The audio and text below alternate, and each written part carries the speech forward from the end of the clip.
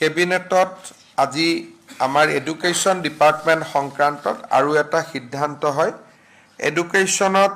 স্কুলসমূহত যিবিলাক চতুৰ্থ শ্ৰেণীৰ কৰ্মচাৰীয়ে কাম কৰি আছে তৃতীয় শ্ৰেণীলৈ তেওঁলোকে প্ৰমোচনৰ সুবিধা পায়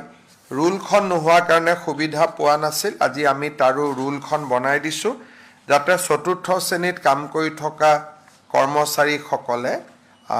তৃতীয় শ্ৰেণীলৈ পদোন্নতি হোৱাৰ সুবিধা পায় আমাৰ মূলতঃ এইখিনি আজি কেবিনেটত সিদ্ধান্ত আছিলে আপোনালোকে যদি কিবা কথা সুধিব বিচাৰে মই কোৱাখিনিৰ উপৰিও নিশ্চিতভাৱে আপোনালোকে মোক সুধিব পাৰিব 7 দিন ম্যাক্সিমাম কাৰণ মই অকণমান চাই চিতি দিব খুজিছোঁ যাতে খৰখেদা নহয় গতিকে মই 7 দিন সময় ল'ম আৰু যদি চোৱাটো বা চিন্তাটো আগতীয়াকৈ হৈ যায় আগতীয়াকৈ দি দিম কিন্তু ম্যাক্সিমাম 7 ডেজ বুলি ধৰি থৈ দিওঁ কিন্তু গাৰ্জেন মন্ত্ৰীখিনি আমি কালিয়ে দি দিম যাতে মন্ত্ৰীসকলে কালিৰ পৰাই নিজৰ নিজৰ কামত নামি যাব পাৰে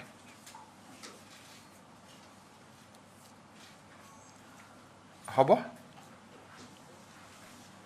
ঠিক আছে